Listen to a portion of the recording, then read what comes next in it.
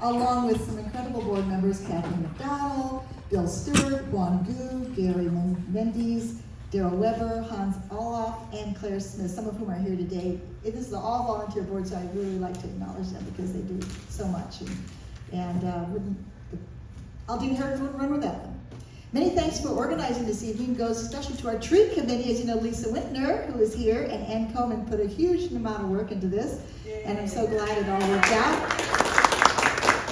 They are also behind another tree accomplishment. They got Altadena declared or certified as an official tree city in the United States by some organization. And it's not easy to do. Foundation. Not easy to do. Wow. And we just got word from LA County that signs proclaiming Altadena as the tree city are up or will be very soon. They are. They're already up? They're up in 6 locations. So keep a lookout for them around Altadena. So thank you, Lisa and Ann, for doing that. It's just great. If you really want to know exactly where they are, I have a list of where those signs are. So, you know, Third Thursdays, which is one of these, are just one of the things that Altadena Heritage does. We're also coming up on our annual Golden Poppy celebration. Each year we choose 4 outstanding front yard gardens that, quote, give to the street. Volunteers fan out all over the Altadena in their designated areas, and they look at the front yards, and the 4 are chosen for Golden Poppy awards each year. And then those awards are given out at the Golden Poppy Garden Party, which is coming up Saturday, May 18th, at a beautiful backyard garden at a home on Midlothian. And this is open to members and non-members, so please, if you'd like to come, there are tickets to be purchased. And it will be followed a few weeks later by a group bike ride that will visit the 4 front yard Golden Poppy winners, led by Dorothy Wong. So that's another way to enjoy the Golden Poppy winners. This year we've added a student art contest to the event with cash prizes. It's open to art students in a wide area all around Altadena and beyond. Winners will be announced at the Golden Poppy Gathering, and their work will be on display there as well. Information on that is in the back. So if you have young people with talent, please grab a little flyer because there's some nice cash prizes for young people. We're really trying to encourage them to get involved. And the theme this year is Spring Inspirations. Golden Poppy tickets on sale now, again, members and non-members. Also, I want to announce that our popular Guide to Historic Places has been revised and improved, updated. Again, tremendous work by Gary, and we want to, I should have brought one up here, but they're really great because you can have them forever. They will last a long time. They don't go out of date. And it's a wonderful thing to have when you have visitors and you want to introduce them to Altadena. Give them this guide. You can walk it, you can drive it, and you can read all about the historic places and homes in Altadena. It's just wonderful. A little bit of history right there in your back pocket. Let's see here. Also, we're going to be doing our free tree giveaway again. So we usually get 40 to 50 trees for people who don't have to be a member that you can plant on your property. Those are coming again this year, we hope. Almost, we're pretty sure. We get a grant from Edison to do that. And our monthly e-newsletter is put out by Kathleen McDonald. She keeps the members informed. And you also get, if you're a member, a 2 times a year hard copy newsletter with local journalism about Altadena. That's really terrific. And there's some samples of the past ones back there on the table as well. So all these things help us fulfill our mission of appreciation and stewardship of the past, along with building community for the future. So please consider joining. Membership slips are also on the back table there. And there's also drinks and snacks to lure you back there. Okay, so now I'm very pleased to introduce our 2 experts for tonight's Ask An Arborist, Nick Araya and Rebecca Latta. I'll begin with Rebecca. Rebecca has provided horticultural, and water management consultation services in the greater Los Angeles area for more than 25 years. Her team at Rebecca Latta Consulting serves estates, residences, parks, and public gardens, cities, and utilities. She offers comprehensive strategies to manage landscape spaces guided by the complex interactions between plants, soil, and the surrounding ecosystem. She's an experienced advisor on trees and landscapes stressed by heat, drought, and the effects of climate change. She and her company review properties and devise strategies to protect valuable trees and landscaping. They know how to maximize both water usage and cooling strategies by planning and modifying the landscapes. She and her company also evaluate vegetation that is damaged by wind, fire, and heat. They're able to determine if plants can be rehabilitated, and if so, what kind of treatment the trees and vegetation needs. Non-native invasive weeds often appear in fire-damaged landscapes, and she and her company can recommend a plan for controlling them. They also consult on strategies for creating and improving defensible space around structures in case of fire. Also with us is Nick Araya. Nick is a board-certified master arborist. Fewer than 2% of all certified arborists have this distinction from the International Society of Arborists, so he knows his stuff. Nick grew up in a small town in Wisconsin, so did my mom. And Colby, where were you? Very close to Colby. No. 2 towns over. Oh my God. Small world. Nick grew up in a small town, Wisconsin. He started climbing trees when he was a college student, and his friends said, "You should be an arborist." And that's what he did after he looked up what it meant. He went on to work for some of the best and worst tree companies in the country. In 2004, he moved to Los Angeles. Here he saw that trees are not given the care and respect they deserve. So he began volunteering for what was eventually hired by tree people to plant and care for thousands of trees throughout LA as their senior tree care supervisor. He now works for Tree Care LA. He describes it as a fun little tree care company where the team can be proud of doing great work in a city that desperately needs it.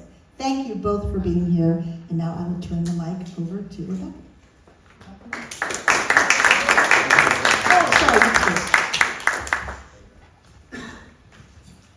It's weird to hear all that being read while I'm standing right there.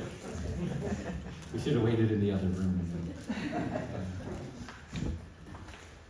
All right, so I think we're ready to see the first slide. And I think the format is a question is going to pop up and some pictures that you guys provided, which is really cool. Okay, is Lisa here? Yeah. Oh, it's that Lisa. All right.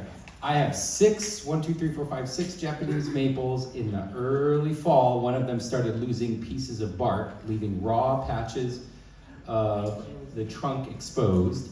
This is the only one with this condition. So I guess that's not a question. That's just no, it's not a question, but what caused it? And I think I had a revelation, and I think you addressed it before. Tell us what causes that. So my hunch, and given I didn't get to go to the property, though I probably could have, and that might have been neat too. But this is a really good way to just get a snapshot of the property. And there's something really important that I see that might be tying in here. At the base of, and just let me clarify one thing. 2 different trees, or this same trees? Same tree, different angles? Yes. Okay. At the base of the tree, there's some plants down there. It's not rosemary. What is that? No, it's a very dense ground cover grass. I don't know what it's called. Okay, there's some sort of a dense ground cover around the base of the tree.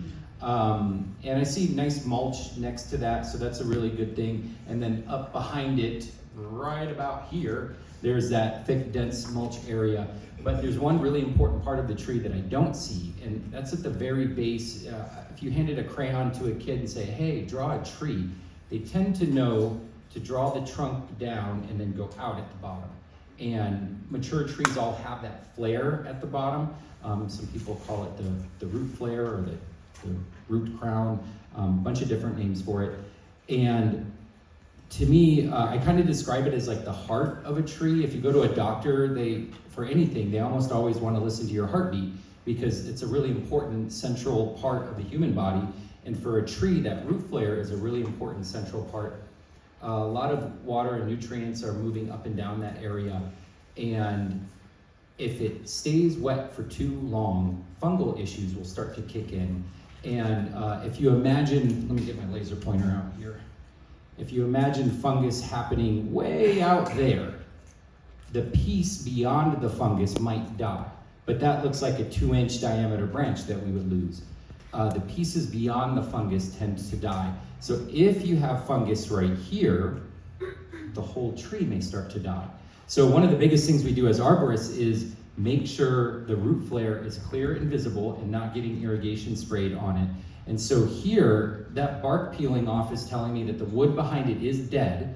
Now the question is, what's killing it? I see that it's right above the buried, what appears to be a buried root collar. And so before I even go further with it, I want to go straight to that area, pull those that ground cover back, and start looking at the base of the tree and see if I see signs of fungal activity there.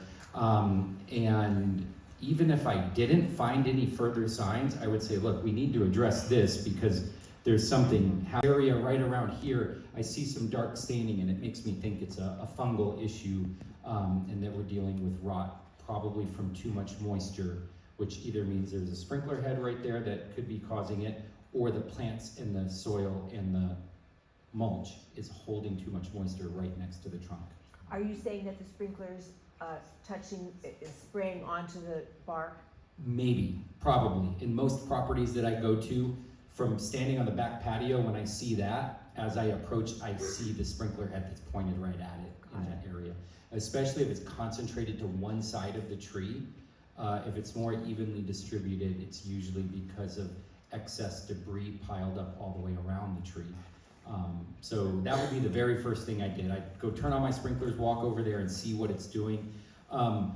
If a Japanese maple lost a huge patch of bark like that, it's probably salvageable if that's as bad as it ever gets. And if we stop it, fix the problem now, if the upper canopy stays alive, that might be a tree that outlives everybody in this room still. But it could also die next year. So get out there right away. I don't want to be too optimistic, but in reality, it means get your nose in there or get an arborist to come out and look at the sprinklers, look at the base of the tree and see if we can fix the issue and make sure that the upper canopy is it leafing out? Oh, yeah. Oh, good. That's a really good sign. Yeah. And how is fungus treated in that case? Ooh, her question was, how is fungus treated? And in a manner of speaking, it isn't. You can't really make the fungus go away. We can address all the factors that are encouraging the growth of the fungus. We can give the tree treatment like phosphorus. Trees that have fungal issues need phosphorus to help fight the fungus, and that's a lot of F sounds in one sentence. But none of those things are going to kill the fungus and make it go away. So, but just like a lot of human issues, you can just get a good night's sleep, eat good food, reduce stress, do a little bit of exercise, and a lot of your problems will become a lot better. And quit your job, except for that guy, because he's one of my employees. Do you want to take a crack at it, or should we go to the... Well, we should go to the next. Yeah.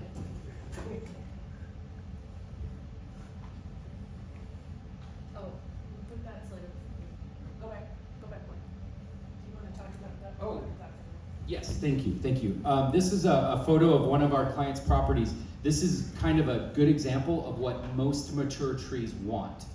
And this is an exaggerated example of what we typically see in LA. If someone puts a mulch ring, they tend to not be quite as big as what you see here. This is what the trees are looking for. So if you think of what your tree looks like, it's got a lot of stuff piled around it, crowding the root flare. But on all of these 4 trees, we can see, even that one way in the back, that cedar tree, from here, we can see that it's flaring out at the bottom. And these happen to be nice, good, healthy trees, and they happen to have nice big mulch rings with, we hear in fire zones about the defensible space around your home. You also need a little mini defensible space around the base of your tree. And so this would be like the exaggerated idea. Any questions on that while she's drawing? Okay, I think we're ready now. How big does it really have to be? You have to make it that big? We're going. So, the drip line, if you think about it, is where. Use the mic. Can you use the mic? Sorry. The drip line is the edge of the canopy, and so the feeder roots for most trees are located just outside and then just inside that drip line. So, if possible, and I know this is not feasible in all situations in all yards, it is a good idea to try to get the mulch out to outside of the edge of the drip line, because those are the absorbing roots or the feeder roots that keep the leaves hydrated. And yes, we've had a pass for the last 2 years, it's been fabulous, and we'll take more of this weather if we can have it, but given that that may not be the case next year, the nice thing about having mulch out here also is that you don't have the competition from grass and other plants in the area where the feeder roots or absorbing roots of the trees are located. So that gives the trees a fighting chance in a high heat event. And it also protects the soil from heat. So there's a lot of reasons why it's good to mulch that entire area if you can. That doesn't mean you can't have any plants in there. It just means you shouldn't have things that are going to be aggressively competing, like ivy or high water grass species, azaleas, camellias, those kind of things. You probably don't want those in that area if you can help it. That's a nice clean example, of a tree and a nice, but what if you have like a Japanese maple and the patio comes up to within that far of the, so You what, just is there have to anything do the you best can you do? can. There's nothing you could do that, the roots maybe around. You just cover the area that you have.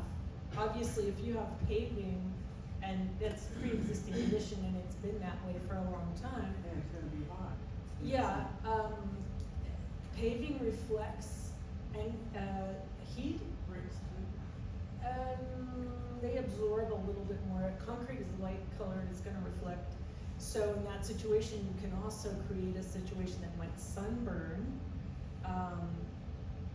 tree bark by reflecting light off of that concrete surface. I was gonna ask Lisa if that tree, is that facing south? Where that damage is it facing south? Yes. It could have also been that high heat event we had in 2018 or 2021. You could have had scorch damage or heat damage, especially if the canopy had been pruned up so the base of the tree got hit.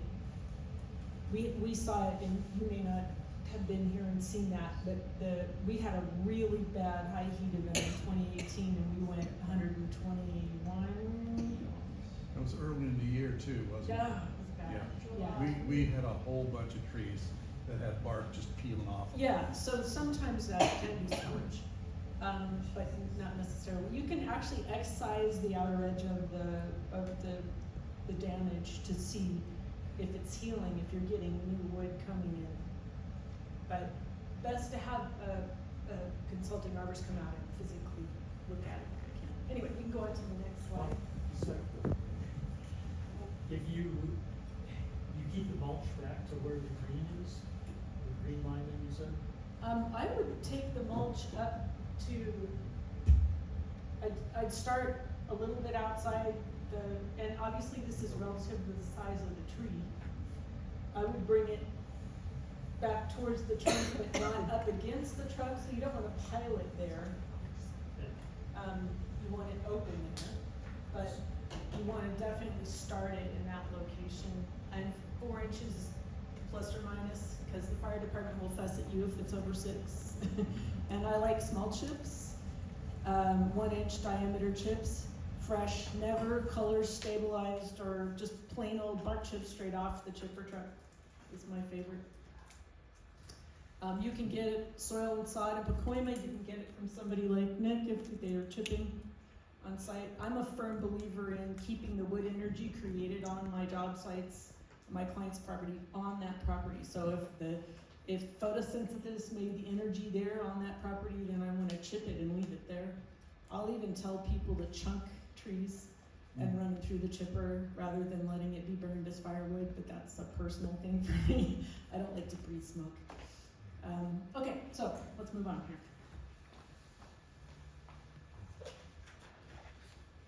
Okay, so this is a complicated thing, but it gives me the opportunity to discuss lots of different issues. So I did look up why the sap on the mesquite smells like barbecue, and that's actually normal for this tree. It is nothing unusual. No, actually, and I didn't realize that mesquite sap is used as a healing. So it sort of illustrates it, and I can also draw it. So, Oh, this is. That's the right one. Oh, Okay, okay. so what I'm gonna do is illustrate why. So, get another page here.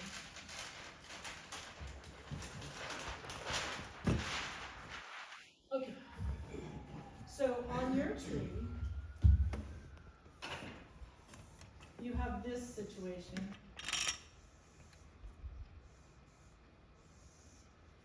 You have two same size branches. So what happens in that situation is that you can end up with a place between the two trees which is weakly attached. So if I was looking at that from above, so looking down on it, it's going to look like that. And this area between the two is here. So this would be here. There's not good holding strength. So what happens, this is a toyon at a client's house in Altadena. It was massive. It was severely codominant, so it had many same-sized branches, and the wind actually caused it to split open. But the reason I put this picture in here is because the only real holding wood on these is let's see, right there. The rest of it, it's basically doing that. So Yeah. there's nothing in between holding. So this is sometimes it's common in certain tree species, they just do this. Australian willow, toyon to a certain degree. If you have something that's kind of shrubby and many same-sized branches. You can prune the tree for structure when it's young, particularly to try to reduce the potential for failure in these sort of situations. But if you go back to the previous slide, I think what happened here is that you have decay going between these two codominant branches. Decay between the two codominant branches. So there could be other things going on there too, because you have this point of weakness here. You could have also had insects and disease move into that area. Just because it has two codominant branches doesn't necessarily mean there's decay there, but there's definitely the potential for it. So the other thing I noticed right away with this is that the trunk might be buried. So I see, if I'm looking here, see how the trunk just kind of goes in? And the roots could actually be, several inches if this is the soil here. Sorry, pardon my, that's my symbol for soil. So I think that it might be buried as well, and that can cause other problems which could, affect the overall health of the tree. And in this situation, you may also have disease, similar to what Nick was mentioning on the last one, which could move up from the base, because there can be crown rot if you put soil on top of the roots of the tree. Then there's rot, and that rot moves up into the base of the plant and sometimes up into the trunk. So you could have all of those things going on here.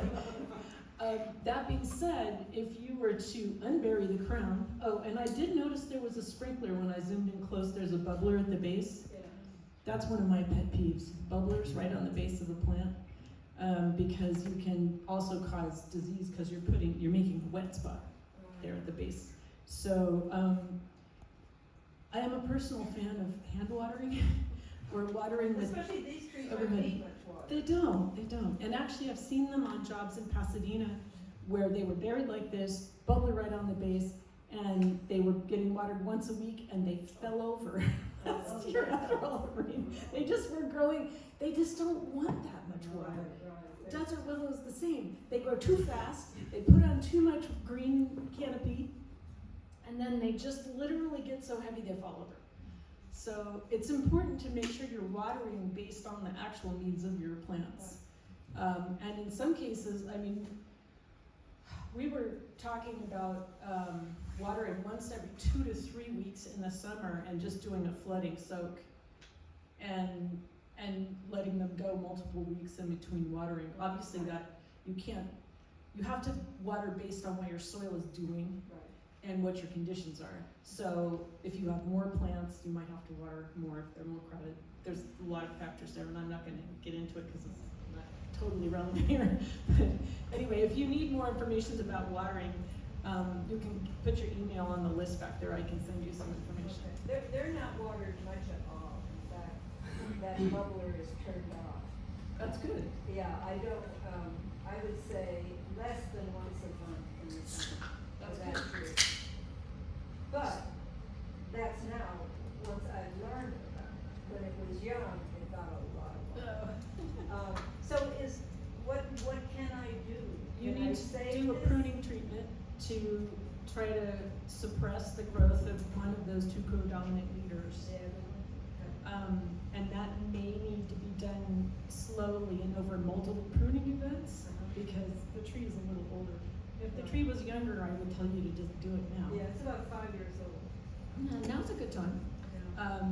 You might, I can't see the rest of the tree to know Right. how big it is, but, you know, Oh, it's quite, it's got a big canopy, the leaves and everything are fairly healthy. so And you they might be able to produce do it. those wonderful little dangling, Oh, I know, I yellow know. leaves are just lovely. They are, it's one of my favorite trees. So, So it's a pruning. so I would do a pruning treatment, I would dig it out and try to find where the root flare is. So it's on a hill, and I could create like a bowl for it to live in. I would actually not make a bowl specifically, I would try to taper the soil out and make sure that it drains if it's on a slope. Okay. So, Okay, I see. I can do a quick sketch for it. So, let's say, let's see, how do I do this in perspective? Let's say this is your tree, and your slope is kind of coming this way maybe. You just want to make sure that there's some way for the water to drain out. You see what I'm saying? That's not perfect perspective. There's a reason I don't draft for the.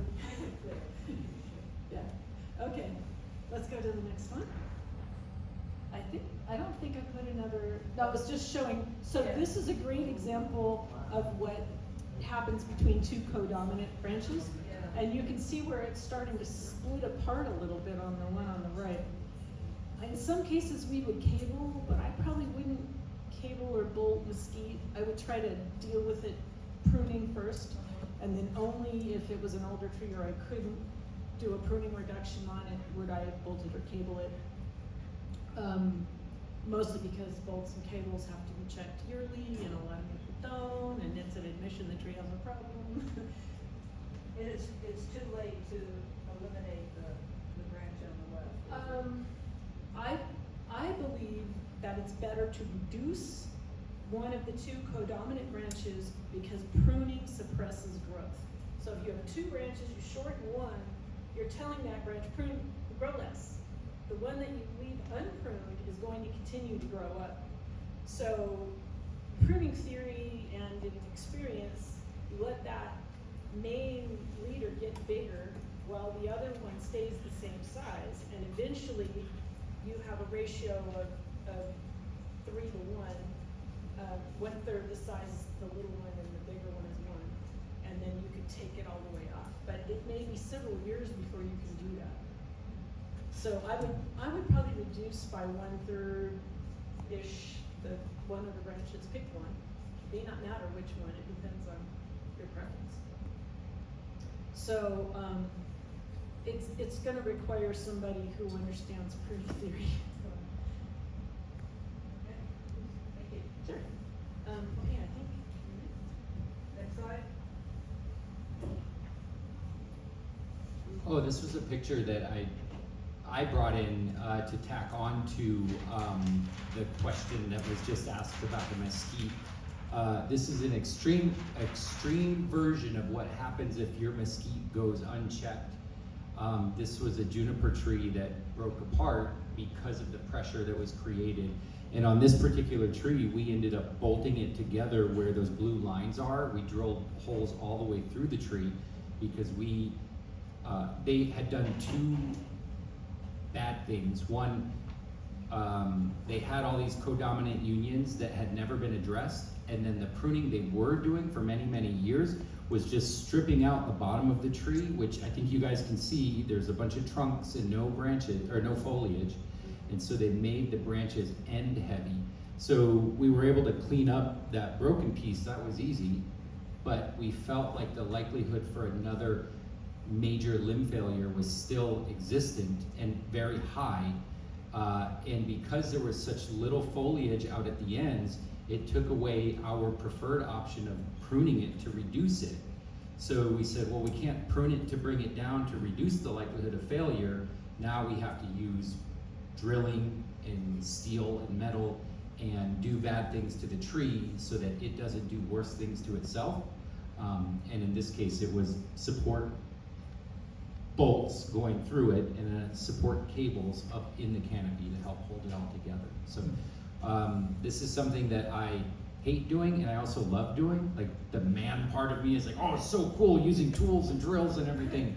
But it's a living thing, and every time we do that, we're actually weakening the tree by drilling into it and taking away the tree's ability to move naturally, which is how it builds its own strength. So I love doing it, but I hate when we have to do it, if that makes sense. And we try to do it as little as possible, but for some reason at my company we end up doing it a lot because other arborists that don't want to do it refer it to us. So Julian, who is here and works for me, has drilled many, many, many trees in the hopes of saving them.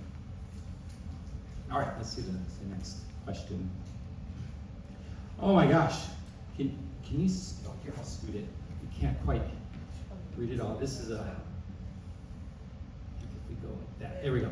Okay, 50-foot tall Theodore cedar, which are super common in this part of town, on a downhill slope in Altadena. No windbreak obstacles uphill from the tree. It gets full sun, not sure how old it is. The previous owners trimmed the top of the tree, which seems to have prevented it from growing significantly taller. Seems to be in good condition. It is currently not trimmed. Small limbs fall out of it in the winds. Basically, does this tree need to be trimmed? What should we do with it? How do the winds tie into it? Or does it just need more water and some other treatment? Whew, there's a lot packed into that, and we only have like an hour for the whole program. This slide right here could be a couple, I could do an hour on it, and then I could hand the mic over to Rebecca, and she could do another hour on it. To me, the reading of this, if you ignore the photo, you read it, and it kind of sounds like they're saying, this tree's sort of been abused and neglected. And when I look at the photo, I go, but it's beautiful. And to me, it's nearly perfect. The bigger problem we have in LA is trees getting over-managed, over-pruned, over-watered, over-cabled, all these different things, over-drilled for trunk injections and all sorts of treatments and fertilizers and stuff like that. So I look at this tree as nearly perfect. I don't, at the very bottom it says, or does it just need more water? No, it probably doesn't. And if anything, it probably could be dialed back on the watering. We want to water it enough to keep it healthy, but we don't need to encourage tons of growth. So my big concern with this tree would be wondering, Theodore cedars have this nasty habit of occasionally dropping decent sized limbs. Not always falling out of the tree, but like the end of it just kind of twisting over a little bit. Typically not catastrophic when we see it. So I sort of start by stepping back and looking at the whole tree the way you guys are looking at it here, and it really checks out. I love it. And so now I want to zoom in on individual branches, and there's kind of two things that I'm looking at, and I think this is a good laser pointer opportunity. I'm going to pick what appears to be the most extreme part of this tree, and I'll say it's this branch right here. That looks like it's all one branch, and that it comes out, I think it comes out from somewhere right around here, and it goes out, and then it does this thing that Theodore cedars especially do. It just fans out in every direction laterally, and we have a lot of photos of our climbers climbing to the top of the tree and then walking out on one of those limbs and just like laying down and getting paid while they're doing it, by the way. But it creates like this big, really neat mat that most of you guys will never have the opportunity to see, and it's something that I think is super duper cool. But it creates a lot of weight, and it's trying to get sunlight, and it's going in every direction that it can. Most trees choose to go up, and deodar cedars, for whatever reason, they seem to respect the space of the branches above them and mostly focus laterally until humans get involved, and sometimes they cut branches and then it tries to grow vertically, almost like it's lashing out at us, like a teenager that doesn't want to get told what to do. So I look at all that weight, and then I'm gonna look at the branch where it attaches to the trunk, and I wanna like run a little algorithm in my head, which is basically, do I think that that branch can hold that weight as it's moving around in the wind? And if the answer is yes, then I ignore it and move to the next one. And I could do a whole tree like that in, I don't know, 30 seconds or something like that. But, and I'm doing that while chatting with the client and acting like I'm really interested about where their kids go to college. But really I'm assessing the tree to see if there are limbs that I think might break. And if I do think that there's too much weight on that one particular limb, then we're gonna recommend limited pruning on specific limbs, with the goal being to get our climbers as far out to the end so that they can make cuts that reduce the leverage on the attachment point of the branch where it attaches into the trunk, but where you guys look at it at the end and go, it kind of doesn't look like you did anything. And that's when I think we did our job. That the tree still looks super good. I see a lot of heads shaking like, yes, that's what we want. That's not what most people want, or that's not what most people think they want. But this is a select audience in here, so you guys know better. And sometimes we see a whole tree, and I just tell our guys, do the whole entire tree. Go to every branch. It hasn't been done in 30 years or whatever it is.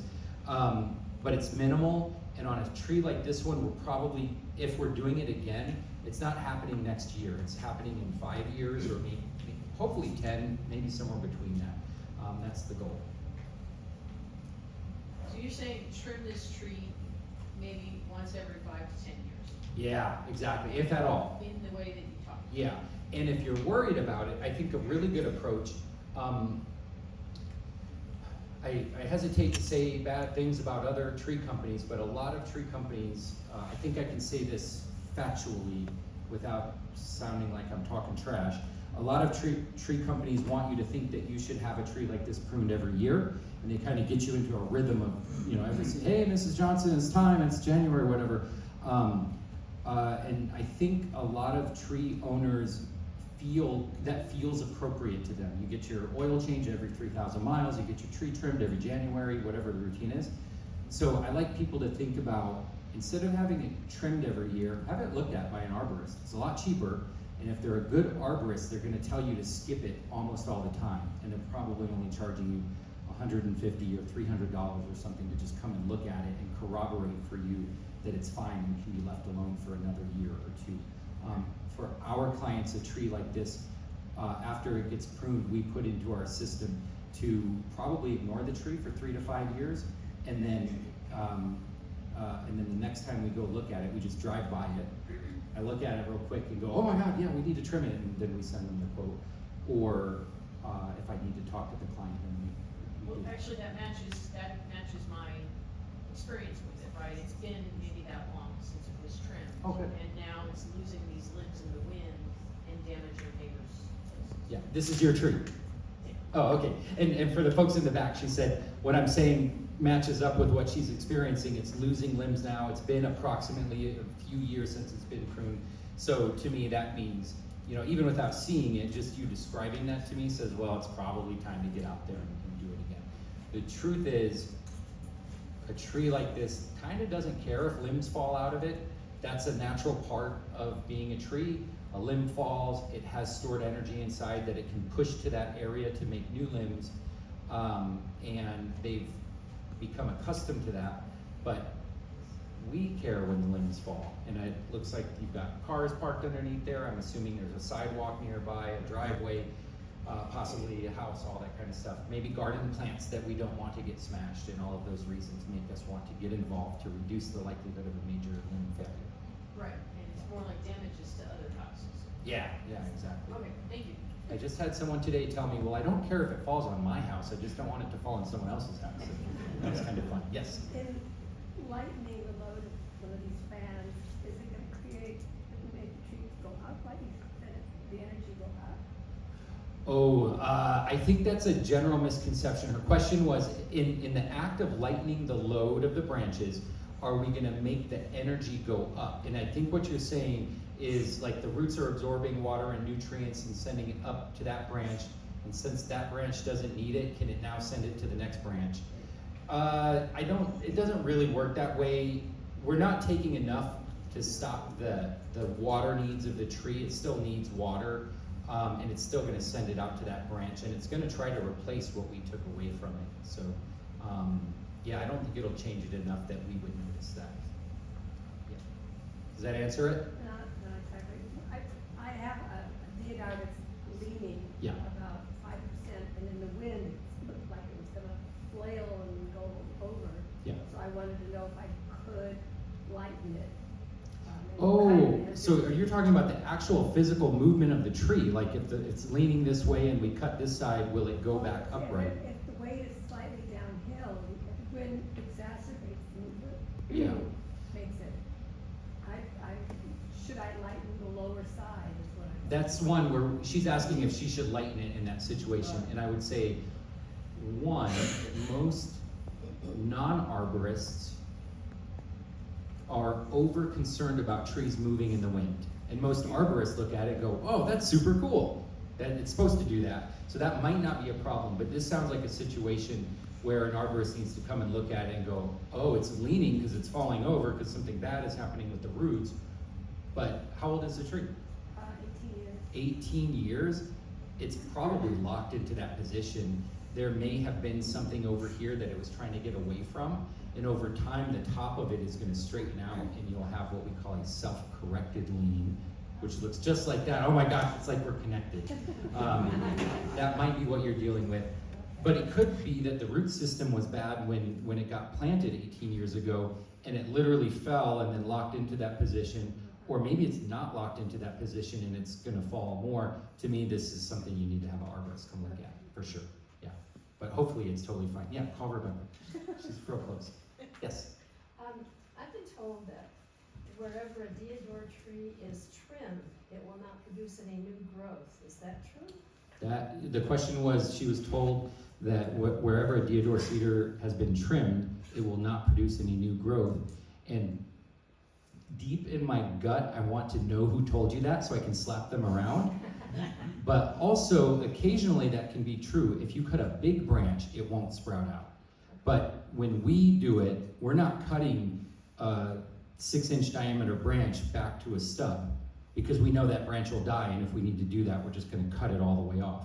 But I'm paying Julian to go all the way out to the end and make 1-inch diameter cuts on the larger side, and maybe even 1/2 or 3/4 inch. Those will sprout right back out. Yeah, no, I think they were referring to the big branches. Yeah, yeah, that part is true. So that's why I'm glad I said it the way that I said it. Yes? Are you familiar with Christmas Tree Lane? A little bit. I sat and worked on my computer on the way here, there. Oh. Yeah. Well, there's 150 trees on the lane just a couple blocks away Yeah. here. They're all deodar, and they were brought from the Himalayas. So, and it's interesting because you see them further away. If they were natural to the Himalayas, were those all of them that are here transplanted from, or seedlings that came from there? They're not native. There were seeds that were planted by Woodruff. Yeah, but they They were collected in. like this one here. Yeah, so your question, I want to clarify one point. He's asking about the origin of these trees from the Himalayas. And you said all of them that are here, do you mean on Christmas Tree Lane or just Yeah. around LA? No, all of them on Christmas Tree. Oh, I don't know the history of that. You guys would know that more than I would. But I'm wondering if they came from the Himalayas, and that's where they were native to. Yeah. Somebody had to bring them over and transplant them here for this one. Yeah, it sounds like they were seed grown. It was seed grown, yeah. Yeah. He did research in the Department of Yeah, I can say that the species is used in a major part of the world. It thrives in a lot of places. And if you think of the climate of the Himalayas versus Los Angeles, I can't think of two more different places. And the tree does really well in both of those and in a lot of places in between. So I'm not surprised to see it doing well here. Yeah. So I just want to give you a little bit of, there's the trees on Christmas Tree Lane are over 120 years old, and we're starting to lose a couple of them here and there. But she was referencing, there used to be a canopy that was more of a tunnel as you're going down the lane, and they had cut off these major branches, and they did not grow back. Yeah, I believe that. If they were cutting 4 or 6 or 8 inch diameter branches, sometimes I don't know that we've ever cut like a 18 inch diameter branch off a deodar cedar, but I see tree trimming companies doing it, and that makes me want to stop my car and there's a device called a big shot. It's a big slingshot we use to put ropes in the trees, and sometimes I want to point it right at the tree trimmers. Yes? Is it necessary to do any sealant on a cut on a tree? It's her question was, is it necessary to do sealant on a cut on a tree? And the answer is that it is necessary to not do a sealant on a cut. It sounds and feels appropriate to us, especially Americans are a very Band-Aid oriented society, and we're always looking for those fixes. But sealants on cuts typically hold moisture in, which encourages fungus and then slows down the sealing process that the tree would do naturally. There are some situations where it may be appropriate. It's extremely limited, and I'm not even going to go into it because it's unlikely that you have that at your property. And it's something that an arborist would tell you, actually on this one we need to. But yeah. But what you're dealing with at your property, I'd be willing to bet big time money that you should not seal. Yeah. All right. Next slide. I'm impressed with you guys. I thought we were going to be clipping through these 30 seconds apiece and then looking at each other for 45 minutes going, now what do we do? Okay, and I think this one's for you. Yes. Okay. So this tree has a number of different challenges, including the fact that it looks like there's concrete almost right up to the trunk, which is a difficult situation for it to grow, and it looks like their growth space is very limited. So that may be contributing to any disease issues it has. It looks like the trunk is buried to me, which may have occurred at the point when the concrete was constructed. So I believe there's a bacterial canker working the base of the tree, or otherwise known as butt rot or crown rot. So if I was going to show you here,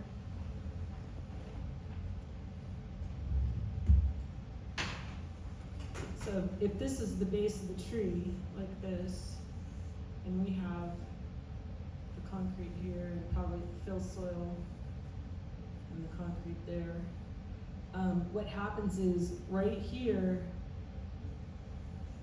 where the base of the tree, where the roots join onto the stem is buried, you end up with crown rot. And that crown rot starts moving up into the trunk of the tree, which can often manifest itself. And I should mention it could be many different pathogens. If you want to know exactly which one it is, you could have the lab come out and test it, and I can give you the name of the lab that can do that. But I can tell you by looking at it that this is typical for symptoms of crown rot, where the trunk of the tree base of the tree is buried, and the tree has significant root damage, and that's working its way up into the base. So the long-term prognosis for this tree is not great unless you got the fill soil off of it and potentially remove the concrete. And not being able to see the true condition of the top of the tree, I don't know whether it would be worthwhile to do that or not. Also, the tree has very interesting form. It's well, trees grow in the available airspace, so maybe there was something else there and it's pushed it off. I looked at a sycamore today that was doing this over the roadway, but if you look at it, there was another tree right here So it was growing that way because that's where the sun was. It was going over the road. The client was concerned it was going to fail, but I looked back 20 years on Google Earth. The tree literally has not changed. The angle of lean is exactly the same. So it's a natural lean in response to another tree being adjacent to it. So I don't know, again, I can't tell what all the conditions are here that's creating this, but the deep crevices that collect water, used to be we threw drains in those, and now we don't really. And Nick, you may have a different opinion, but that's just been my experience. Is if there's a place, a pocket that collects water, I just leave it. In most situations, I haven't seen it create problems. So, can you prevent further harm or decay? I would start thinking about a succession plan for a new tree, maybe, because I think the long-term prognosis for this one may not be good. What about oak leaf litter? Is it all right to leave a bed of the leaf? I would encourage it with oak trees. I would have a stern conversation with any gardener who tries to break it up. So my rule, by way of gardeners, is blowing is for paved surfaces only, preferably not at all. But if you're gonna blow, only paved surfaces, no dirt, because blowing the dirt causes more damage to soil structure, causes compaction. Basically, it starves the tree of nutrient cycling. So leaves break down, get pulled back up into the tree, and then drop. So that's the cycle. If you remove the leaves, you basically put the tree on a starvation diet because you've taken the food source away. To me, this is a tree that we need to put the siren on top of the car and get out there fast and get some work done to clear out the base of the tree. I agree that the prognosis isn't great, but sometimes I pretend that all of our clients have infinite wealth. And so I look at it like, even if it's going to die, it was going to die anyways eventually. Our job is to help you keep that tree as long as is reasonable. And so I want to get out there with our air spade, which is designed to move soil away from the base of the tree without damaging the base of the tree, and then make sure that the root flare area is in the best condition possible. If there's sprinklers blasting this tree, then you're in big time trouble, and we got to fix that. But I always tell the clients, like, we might get 3 years down the road and realize it was all for nothing, the tree died anyways. But if you're gonna maybe keep it, then you should definitely take those steps to steer it in the right direction. And I think there's another slide related to this one. Oh, this was the pockets you were talking about, yeah, the moisture inside. Keep going to the next one. I just put a slide in there, that was mine. Yeah, that's a similar existing tree, right? Yeah. I was just showing you that this is a tree that was buried with construction fill out in Ontario, and it'd been this way for a while. And so on my second round of surveys, 5 years after my first survey, we noticed this bleeding, and the bleeding was because there's a foot of fill soil in this tree. You can't really tell from this photograph, but yes, it's bad. So the problem is that tree roots need gas exchange, not just oxygen, but all gases. And if you have fill soil, it prevents water from getting down to the actual roots, and it also prevents gas exchange. So that fill soil, even a little bit, is a problem. 2 to 3 inches is too much. Questions? So if you remove that, does it traumatize the tree because all of a sudden that bark is exposed like that? Actually, well, there's a couple of different scenarios. Scenario number one, I dug out a tree in sand in a wash that was the back of somebody's property, and it turned out the sand was holding the tree up and the tree failed. It wasn't a big tree, thank goodness, and it didn't land on anything, but I learned my lesson that way. But in in this situation, if you were to dig this out, you want air on the base of the tree because that dries out those moisture-loving pathogens that are going to attack the base of the plant. But there's a caveat here. So if the tree has been buried for a long time, sometimes the roots come up into it. So if that's the case, then you have to do it slowly. I'm working with a client in Altadena right now. We're doing little sections, like 20-foot sections at a time. It's a massive tree. It's buried a foot in fill soil. It's been that way for probably 15 years. So we're taking it out in pieces. We're not doing it all at once because it's too stressful for the tree because those small roots are up into that soil. So we can only do a little bit at a time. So we're doing one section every 6 months or so. And the tree has refoliated this year better than it has in a long time. So I know that what we're doing is making a difference, but be careful about, same thing if you were removing ivy from a very old tree, you're disturbing the entire root system if you pull the ivy out. So it needs to be done carefully, and you might not want to do it all at once. Think of older trees like you had somebody that had a dietary problem, and you want to change things slowly and over time, because a radical change can sometimes cause the tree to go into a spiral of decline. So it's important to do things slowly and let the tree have a chance to recover in between.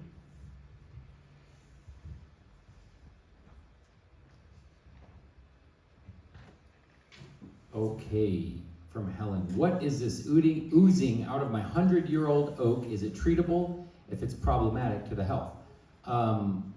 So it's that dark stain that you're seeing in the top. It kind of looks like a rusty shadow. And I think what we're looking at here is very similar to what we saw in the last two pictures of those dark stains down by the bottom of the tree, and probably very likely the same issue, but for different reasons. It's really common to see that staining on coast live oaks in the bottom like 6 feet, because that's where a lot of people are dumping extra soil, having their sprinkler heads blasting the tree, and encourage fungus and bacteria. You probably don't have extra soil up there, or sprinkler heads hitting all the way up. Whose tree is this? Who's the guilty culprit here? Oh, they're not here, or they're too. Helen Wong's tree? We don't know. Okay, so it looks like it's coming from that area right there, and I can't tell for sure. I tried zooming in on. We got these photos prior to.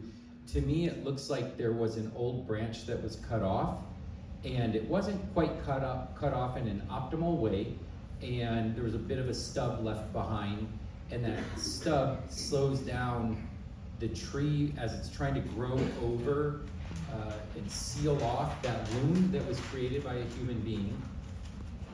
If you leave a stub, it slows down how long that takes, and then it makes it easier for pathogens to get into it.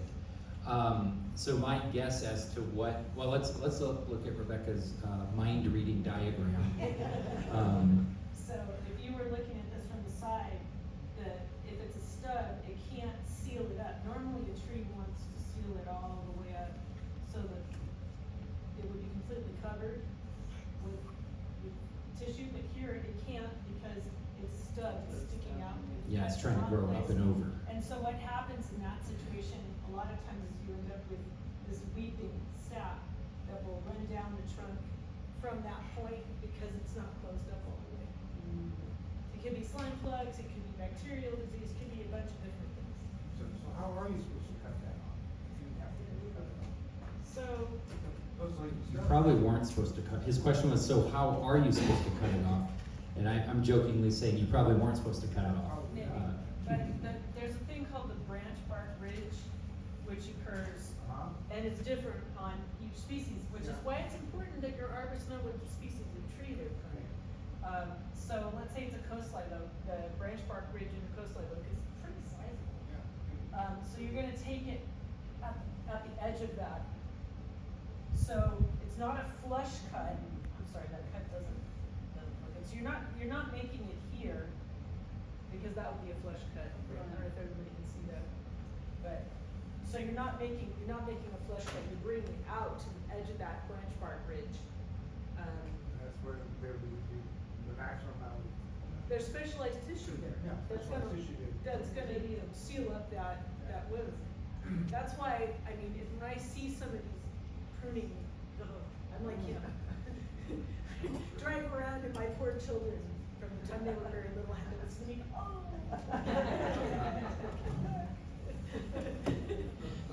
When that stub gets left behind, it's kind of like leaving a door open for the pathogens to get in. So on this example here, we're probably looking at a situation that isn't that big of a deal. There is fungus and pathogens going in there. They're flourishing in that area. My guess is it's probably isolated to just that area and not spreading rampantly through the tree. But if the tree had experienced a ton of bad pruning up and down the whole trunk, you could have little pockets of decay that are all connecting to each other and creating a bigger situation.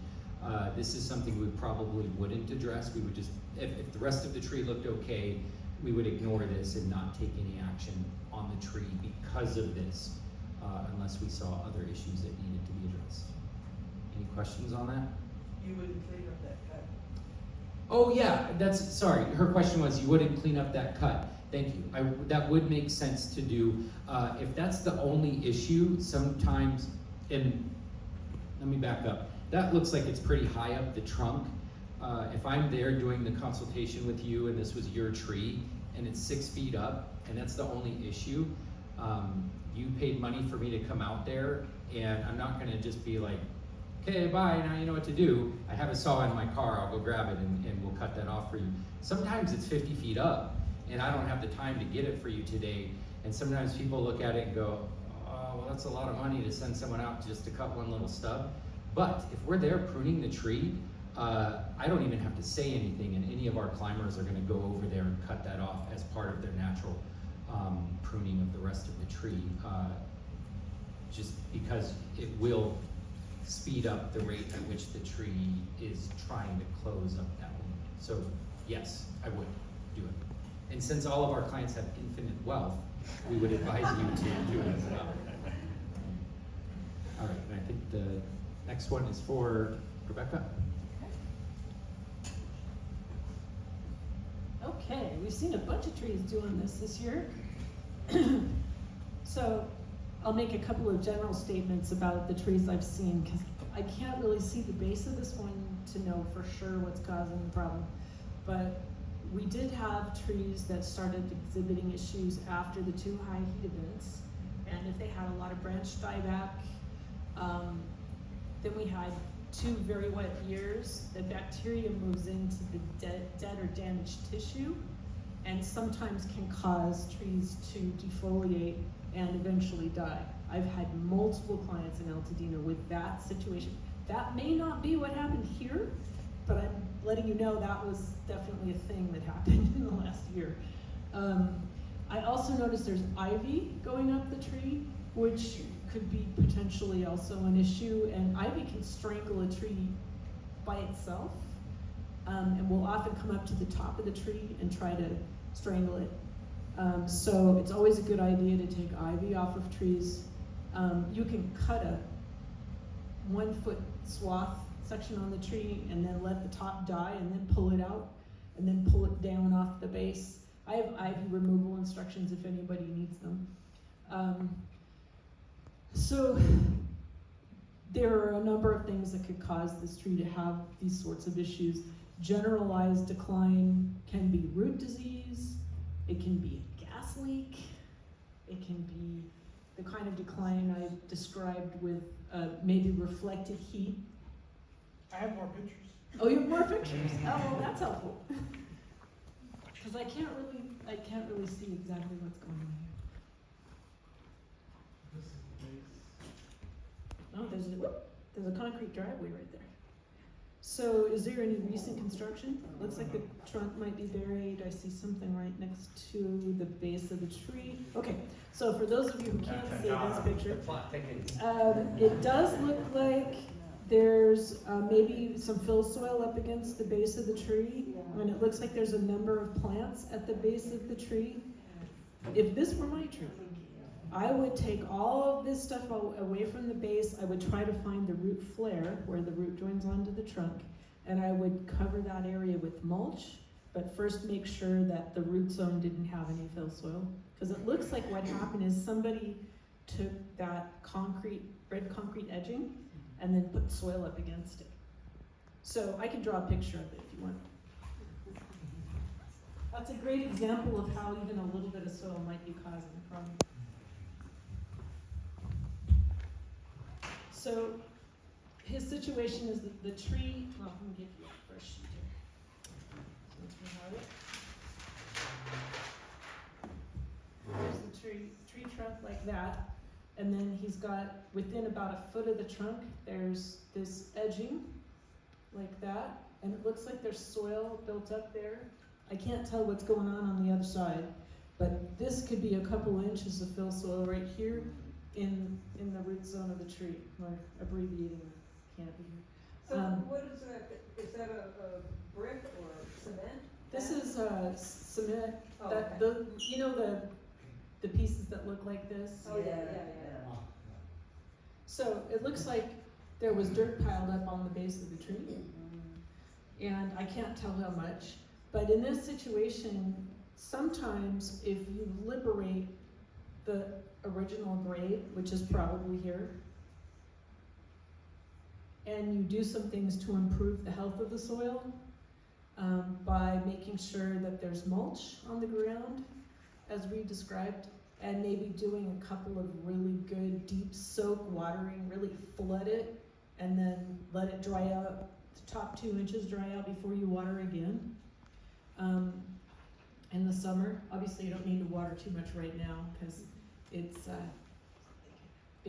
we've had a lot of rain, but maybe in a few weeks. See if you get any new sprouting on the tree in the places, because I can't tell from that shot if the ends are truly dead or if there's a little tiny bit of green coming out. It's a little hard to tell. I kind of see a little green up at the top. So I'm going to guess the tree still has life in it. It's hanging on. But there's a driveway to the left of it, asphalt driveway, so there's like really. I see that there's not very much growing space there. So it's worthwhile to try to do a few things and see if you can get it to come around. But it may also be that because that driveway is there, you got scorch damage in the 2 high heat events, and then that translated into the bacterial diseases. Some of these bacterial diseases are pretty aggressive, and despite our best efforts, we can't always get trees to come around. So consider the tree like a big super tanker. It's very slow to wind up and pretty slow to wind down. So it's probably been going in that direction for several years. So I like to look at trees more than once because I want to see what is the rate of change. Is it changing better? Changing worse? What's happening? Because that helps me to understand how much vigor the tree has and if it's capable of putting on more live wood than it's losing. So the key to a healthy tree is not whether it has dead wood or not, but whether it's able to put on more live wood than it loses in a year. It's a critical factor. So, and actually I leave a little dead wood in trees for birds, nesting cavities, and perches. So if I've got a snag on the top of the tree and I'm not worried about it falling on something, I'm leaving it. I spend a lot of time arguing with cities. No, we don't really need to take that branch at the top there because there's a woodpecker nest in it. And because Edison took down all the wood poles in Altadena, and woodpeckers have moved to the liquid ambers and whatever else has holes in it, you know. So watch for those things because those birds are there. They're nesting between February and August. So if you're pruning it, and actually deodars you probably shouldn't prune right now anyway, they're winter. But and oaks want to be pruned in the summer, preferably late summer for me. So some trees shouldn't be pruned right now anyway. But yes, you should be watching for birds if you're pruning. A lot of little birds like hummingbirds and orioles make small nests that are hard to see. One thing I want to add, and then, oh, well, let's hear your question, because maybe it's what I was going to say. I've noticed that lately it was dropping like bark, like big, thick. Yeah, so this is exactly where I was going to go with it. Before doing all of the things that Rebecca said, I think an arborist needs to look at it right away. The tree we saw a few moments ago where it had that curvy trunk, it had the beginnings of probably fungus building up at the base of the tree, which is a health issue, but it also can be a structural issue, like the tree could fall. And so we want to address that to make sure we don't think the tree's going to fall. This, I think that it's a coast live oak, is that correct? The kind with the pokey leaves? Yes. Yeah, so it's a coast live oak, which means it's supposed to be evergreen. Some oaks grow new leaves every spring. It may be the case that enough fungus has established at the bottom that even with the winter rains this year, it can't move that water up, at which case there isn't anything green up there and nothing we do is going to bring it back, and the tree should be taken down very quickly. So I think you guys should get someone out there to make that determination first. And then if it is good, you see green, a little bit of green out at the end, then go full bore with everything that Rebecca said, and you might have a miracle on your hands, which would be super cool. Yeah. All right, let's get to the what time are we wrapping up here? Ivy can also encourage armillaria, which is oak root fungus. I forgot to mention that. So you may actually have disease going. Mike? Talking Mike? She was saying that ivy can also encourage fungal issues. Armillaria specifically is a type of fungus that ivy can help promote that around the base of the tree, which could lead to this. So the fact that we see that ivy, oh yeah, there's the base of the tree right there, really restricted. Yeah, so to me, that's a look at it right away. I do see a hint of green up in the top, so it's possible. But from the photos alone, I'm not super optimistic. Where that big curvy tree, the upper canopy was all green, so probably a better candidate for as a long-term retention tree. All right, let's move on. Oh, I put a slide in to show you what a decayed root looks like. So it's dark in color. You can take your finger and scrape the bark off the top of it easily. It can be squishy, it can be smelly, but just to indicate that you can dig yourself and find roots and see if they're whitish, they're healthy. If they're not whitish, they can be decayed.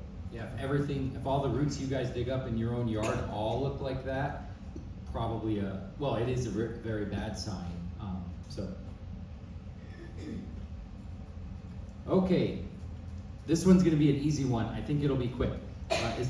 Is this your tree also? Yeah. Okay, this tall, mature magnolia pictured on the right appears to be very healthy. Its foliage is dense and compact. I wonder if it needs to be thinned. I was advised to leave it alone so as to not jeopardize its health. What do you recommend? I recommend that whoever advised you to leave it alone, that you keep them on your friends list. They gave you really good advice.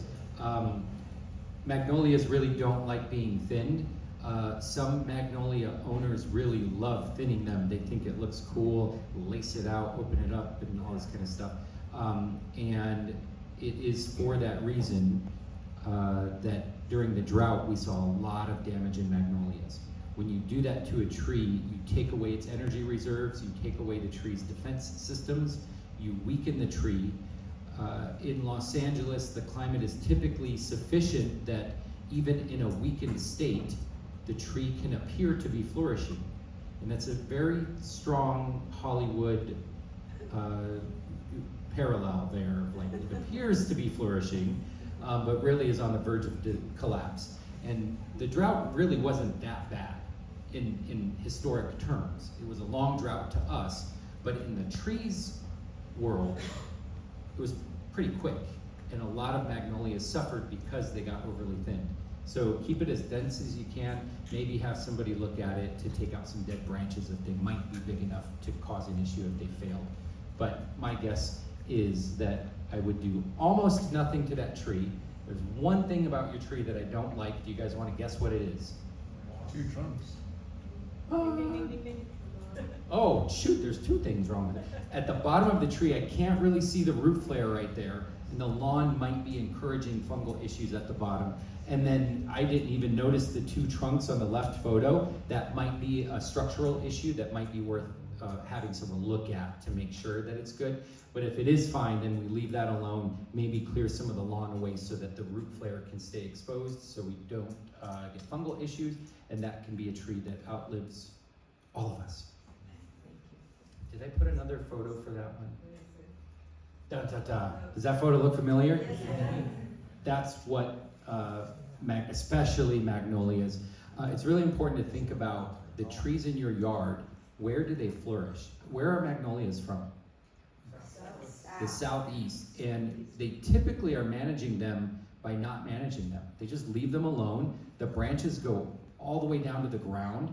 And then if you go underneath there, you see this really thick mulch layer and this big giant root flare. And that's what the magnolia really wants. If you look at all of these trees in this yard, I think you actually work for this lady as well. I'll tell you later who it is, but I think... The one that just moved? Oh, maybe, I don't know. She has several arborists that work with her. Yeah, I figured that's why I picked that picture. But in LA, we have an obsession with lifting the branches up really, really high. Magnolias especially hate that because we're taking away the shade on the root system and making them deal with high heat situations, dry high heat situations that they don't typically thrive in. So anyways, the root flare. That isn't the giant crepe myrtle, is it? It is a huge crepe myrtle. Good Yeah, Lord, yeah. that thing's big. Yes, it is. It's a beautiful crepe myrtle. Probably 35 or 40 feet tall. Yeah. It gets glassy wing sharpshooter every year, so it gets the insect that spits. So you can stand under the tree in July and August and it rains on you south. Yeah, we've been pruning that tree for about 5 years now, and we've done almost nothing to it, just cutting out little dead twigs. And that's about it. This crepe myrtles, there's not a problem with the split trunk there with the kind of the equal? Yes, that is an issue that we're monitoring. The tree, there's a bigger tree behind it, 2 cedars that are blocking some of the light to it, so it isn't super giant and dense, so I don't think it's heavy enough that the tree's gonna split apart. So as much as I love to drill, baby drill, we're standing by on this one and just observing it. And I am very confident that my entire arborist career will pass without this tree needing to be cabled. If anything changes and it starts looking like it might split, then we'll intervene at that point. Ma'am, right here, did you have a question? That branch on the back, on the right, This one? the branch on the left, it just looks misaligned in the picture. Oh, that's an optical illusion. Oh, I'll tell you what you're looking at. yeah, You're talking about this right here. yeah. This is a little twig on the crepe myrtle, and that's a branch on the Deodora cedar. They just happen to be nearly aligned. Yeah, optical illusion. Yes, yep, that's exactly who it is. Okay. So another point about that crepe myrtle, that's why it's so important for your arborist to know what species of the tree is, because the wood on crepe myrtle is incredibly hard, and the trees stay pretty small. So I'm not nearly as worried about codominant branches on a crepe myrtle, although, I mean, you still may need to deal with them and you still may need to monitor them, have somebody inspect, but the likelihood of failure is lower because of the species and because of the way the tree grows and its structure. Okay, so, who, is Valerie here? Okay. It's a different dollar. It's a different Valerie. Yeah, I didn't think it was the same.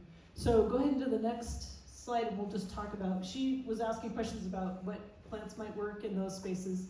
And so I was gonna put up a short list of mostly native things that would grow in a full sun space. I was looking for something in the 20 to 25 foot range. And I did include a couple of photographs, so we can go on to the next one. There's many different wild lilacs that would work. There's white flowered ones, there's blue flowered ones. Ray Hartman is a little bit lighter than this. This is taken in California Botanic Garden a couple of years ago. So any of the bigger ceanothus, the most important thing with ceanothus is in the summer you gotta be really careful about watering, particularly when we have that hot, humid weather, or you will kill them. But they are spectacular right now. Next. I'm a big fan of the sugar bush. It's tough and makes a great small tree. I think it's completely underused. And it has really pretty flowers with a tiny pink center on them, and the insects and the birds go bananas over them. So bottom line is, native plants attract native birds and native insects. Next. And desert willow does pretty well here. And there's a couple of different ones. There's a hybrid Bubba, and there's a couple of them. That's yellow bells, which is Tacoma stands, and there's also a really nice orangey one called Orange Jubilee, and that wants to be about 20 feet when it's full size. They start out kind of looking shrubby, and then they get tree-like. I've seen a couple of big ones in Sierra Madre that were planted a long time, and they have really nice shape.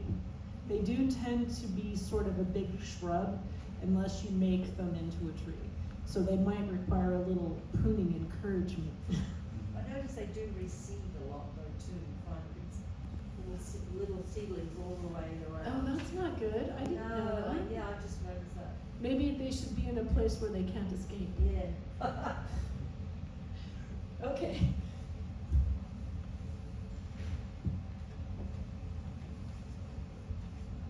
Oh boy, here we go. Why do I get the ones that have all paragraphs to read?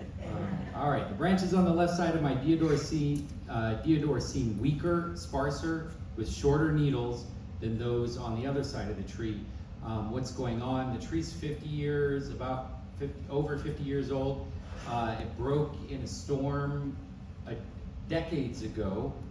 The tree's, 5 feet from the property line, therefore many limbs hang over the neighbor's yard. The neighbors cut a bunch of the limbs.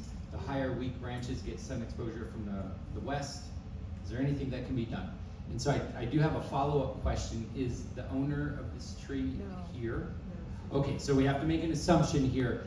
Let me see. It says that it's...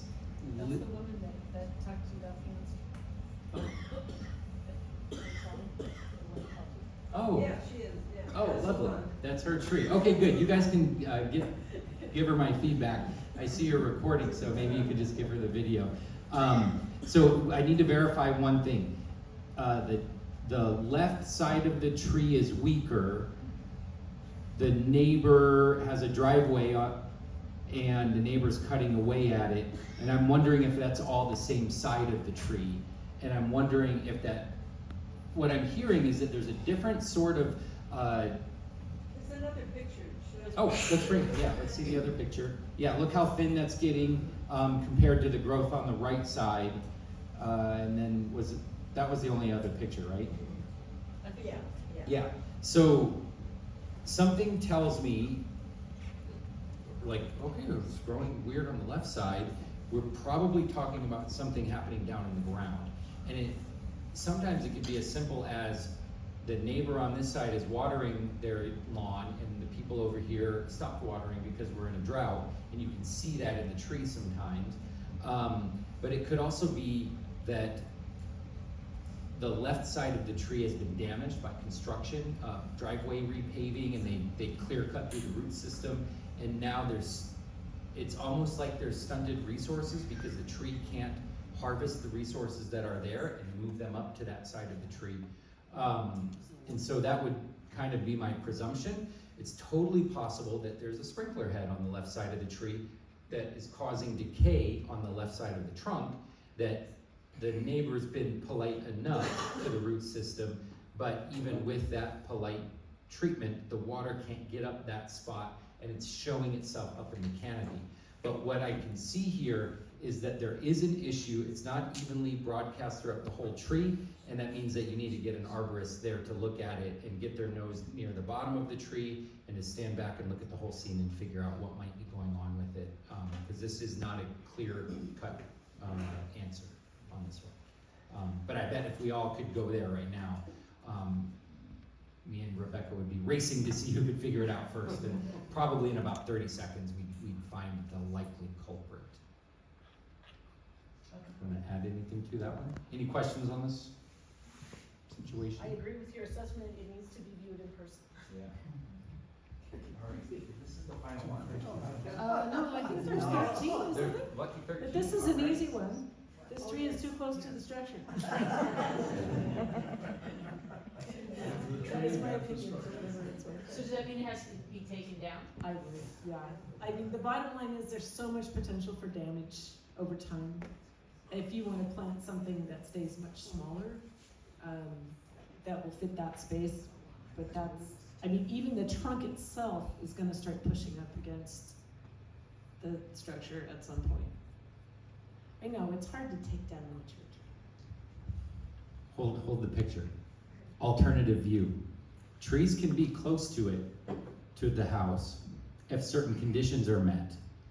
And one of them is that it's a little tree. It's a Japanese maple, and it's never gonna get that big anyways. Maybe a lemon tree, which is not ideal, but that's the only spot that you have. However, that to me has the look of a tree that wasn't planted there. Maybe a pecan tree or something like that. It's hard to A volunteer I tree. couldn't get the species on it, honestly. I don't Yeah. have enough information. I have a feeling that tree is trying to become gigantic.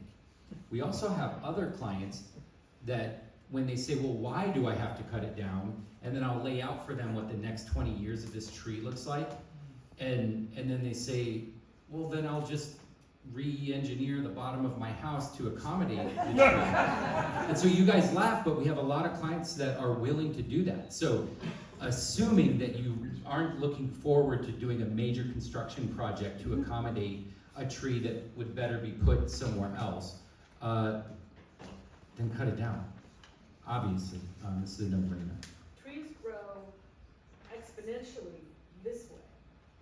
So over time, the trunk of that tree, as it puts on another layer of wood, will just keep getting bigger and bigger. And the force of that, putting on that layer of wood, is immense. I've watched it crack massive walls with rebar in them. That's a very strong force. So, yes. Sometimes I have to tell people, you're being stupid. But if you know that, and you're willing to proceed down this route, I'm gonna help you be the best stupid you can be. And, yeah, but that is a tree that should have been cut down. All right. Nick, just to let you know, the session was designed for ending at 8:30, but we can continue if you'd like. There's 4 questions, I think, or 3 questions that don't have images with them. Okay, I think I'm fine going a few more minutes if you're fine with it, and I think we'll go, yeah, and I think we can do them pretty quickly here. So, all right, Sharon said, I have 6 young trees, 2 to 3 years old. I think the shape of a few could be improved. When should an arborist prune a young tree for shape? That's a very heavy question. I would say that depending on who Sharon is Sharon here? Sharon, you might not need an arborist for a while. You might be the kind of person that can look at a book on pruning and you have your understanding of what you want that tree to become. In the first 2 or 3 years, you probably can handle the pruning yourself if you're inclined to do that. Some of our clients don't want to touch. I've done some of that. Yeah. I've done what I'm capable of doing. Yeah. But I have a split trunk. Yeah. Dual, Yeah, exactly. and I would like to get that handled before. it becomes Yeah, a problem. so what might be good for you is to have an arborist come over and either talk you through what needs to happen. And sometimes my clients with 2 or 5-year-old trees say, awesome, thank you. Here's $150. Get off my property. I'll take it from here. And sometimes they say, wow, this is complicated. I'm definitely going to screw it up. Can I just hire you guys to do it? And then we give them a quote to do it. And we just have to figure out which of those 2 categories you're in and proceed accordingly. Okay. Yeah, so get a consult with any half-decent arborist. Or, Better than that. I wanted. yeah.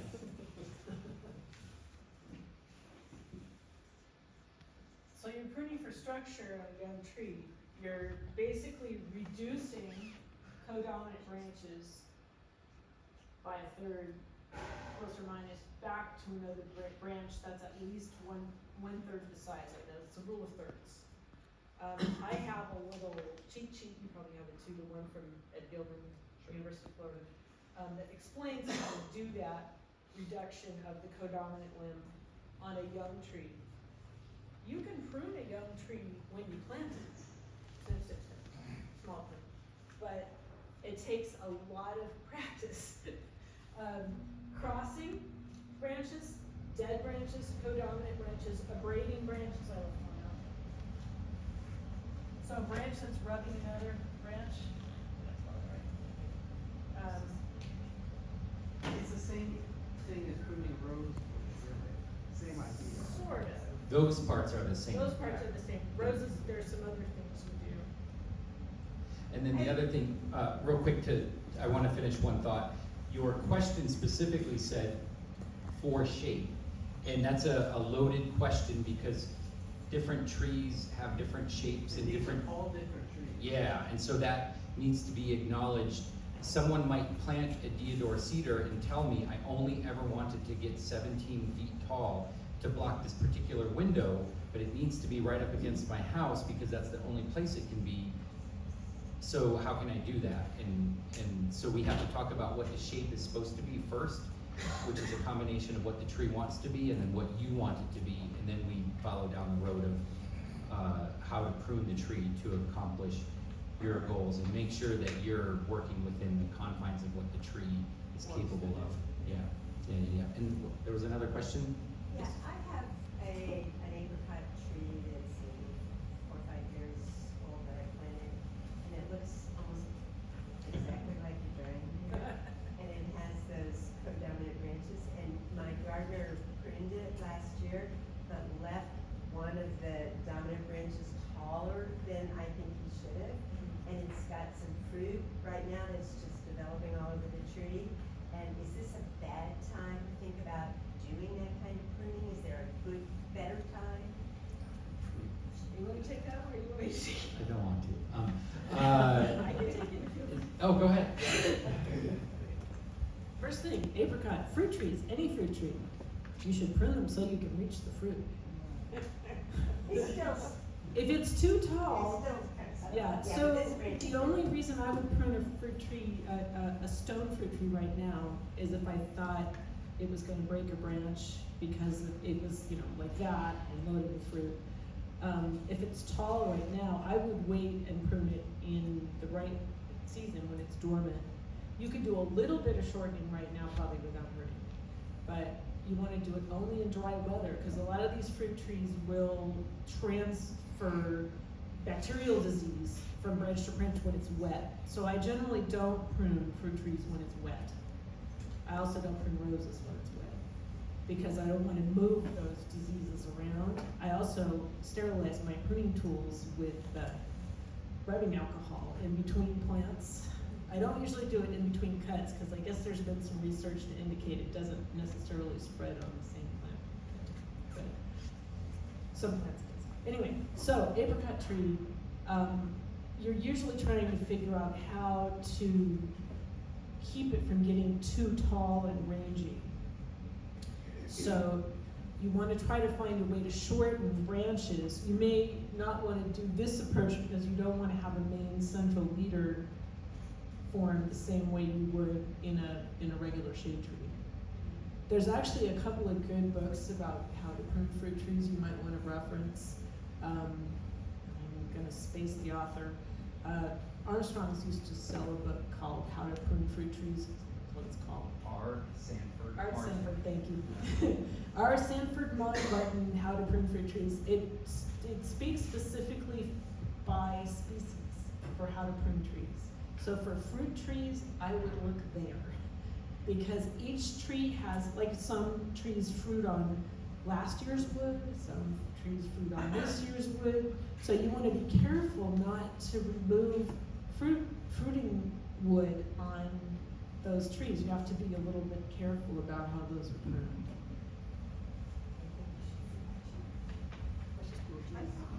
Avocado trees. My garden dry and all start getting dry. I'm afraid to do it again. Right now, the branches are very heavy. So when is the time to prune it? Avocado? Avocado. As It has a little, lot of as problem little right as now. possible, and probably.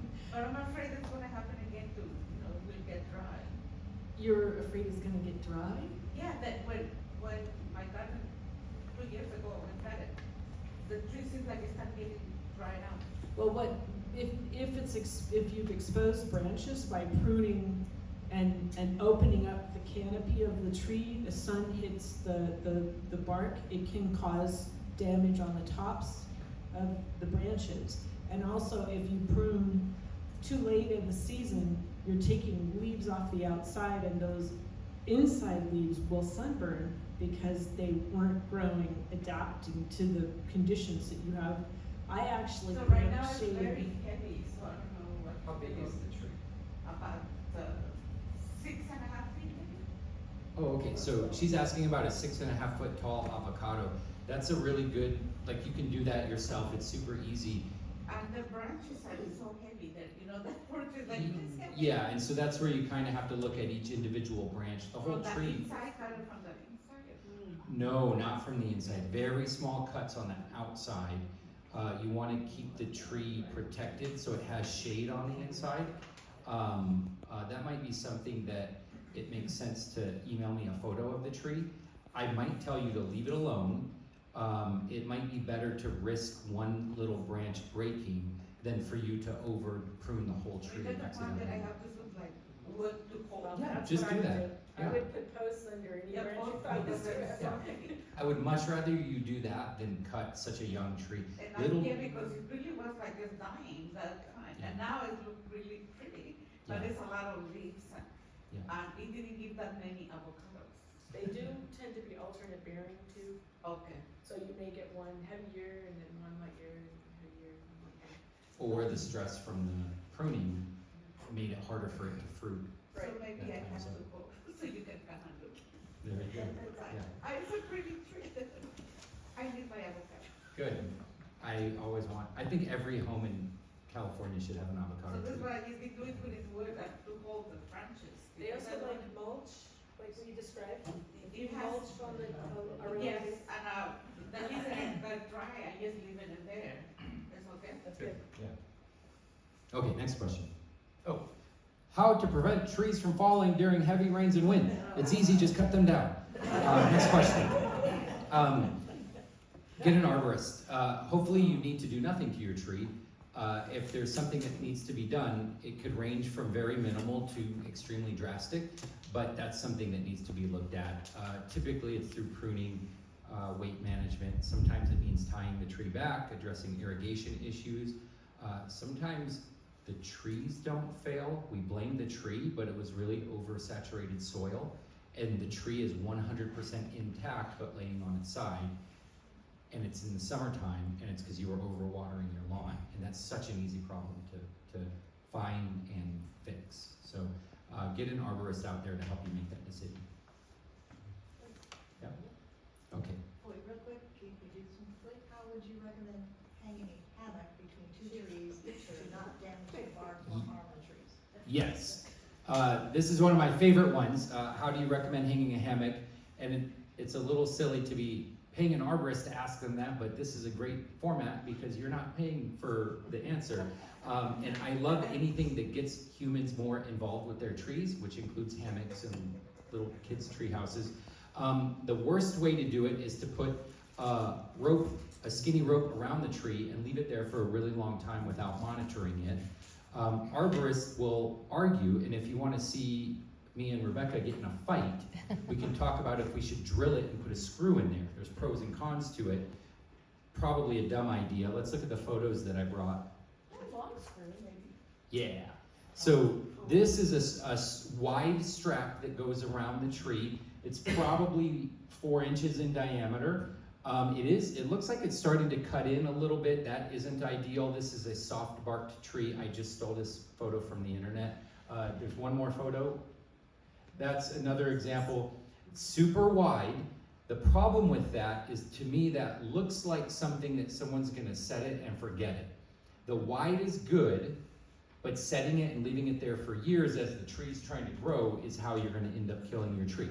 So the big important thing about this is once a year or twice a year, just take the webbing off and loosen it and readjust it, maybe slide it up or down 6 inches, and then reinstall it so that you're not constricting one area for years at a time. Yeah, exactly, so that's a screw bolt, yeah, It should screw stick out eye. a little farther, but a screw eye where you've got, this should actually be, 3 or 4 inches maybe. So that what happens is the tree grows out and the layers of the tree grow out as the tree gets bigger and just swallow up that, that bolt. So that's more likely to be, able to be forgotten for a little while than that, because that you'll have to readjust every year, but either one would work. This is where I'd ask the client, how inclined are you to actually go out every 6 months and take a look at that and readjust it? And if they say there's approximately a 0% chance of that happening, then I'll say, great, I'm gonna charge you $350 to send one of my arborists with a drill, and they're gonna install that lag bolt, and you're gonna be really happy with it. Don't worry, it'll be stainless steel, it's the best metal we could buy, made in America, and it'll be happy for many, many decades. And it might cause some issues with the tree, but it's nothing compared to what would have happened if he put the straps on that he bought on Amazon and then left it there for 2 years even, so. Actually, the thing that really chops my height is those lights.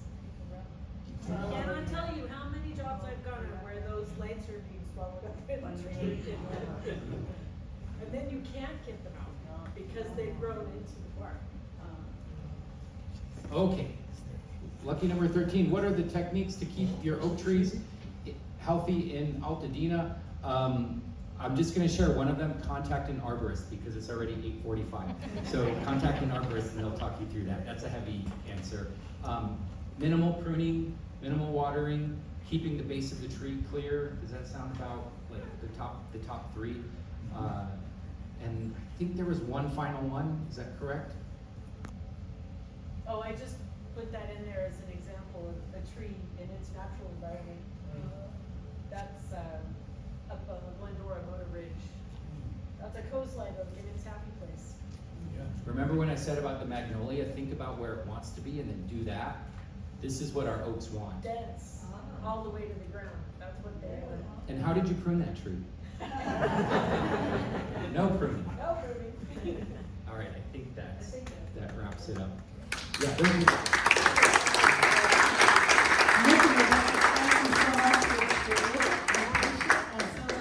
And I know people are probably going to want to know how to contact you. So if you've got cards or whatever, you're probably online as well. But there's a lot of paper people here, so if you have cards or anything, that'd be great. Can't thank you enough. We will put this video on YouTube, so tell your friends and neighbors who couldn't make it that there's a lot of information right here. So thank you again, we really appreciate it. Thank you, Lisa. Take care, have a good evening, everyone. And don't forget about our historic maps that are for sale back there, and any refreshments, anything else you'd like to take a look at.